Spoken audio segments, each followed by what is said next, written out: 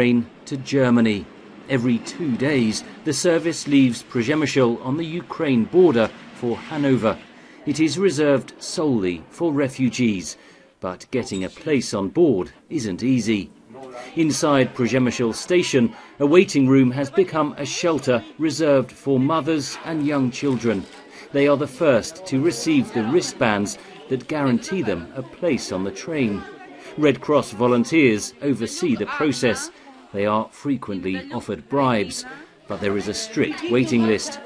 Alexander Frabachuk and his family fled the city of Severodonetsk on the front line in eastern Ukraine.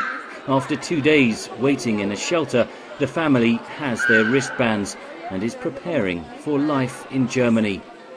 70% of the city has been destroyed. It will take at least 3 or 4 years to rebuild. Of course I want to go back. I grew up there. It was very hard to leave. We did it for the sake of the children. Each compartment on the train can sleep 6 people, or up to 8 if there are young children. We have only 4 railroad cars on the train. So we have 210 people with their wristbands who will join the train to Hanover. We wish that we could have 5 or 6 cars. We have an enormous need for these extra railroad cars to be able to accommodate all the refugees. The process is slow and methodical. Volunteers use every available space for the refugees and their luggage. There are many more refugees desperate to reach Germany than there are places on the train. Some are able to buy their own rail, bus or flight tickets to Western Europe and beyond. But many refugees have lost everything and rely on this free service. For many it is a long wait in the freezing winter night.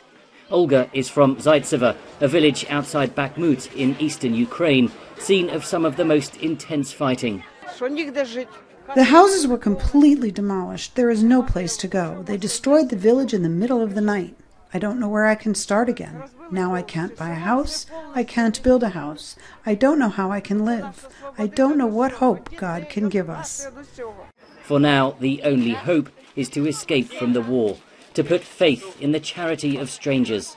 After a 2-hour operation, 230 refugees have been squeezed on board, 20 more than planned.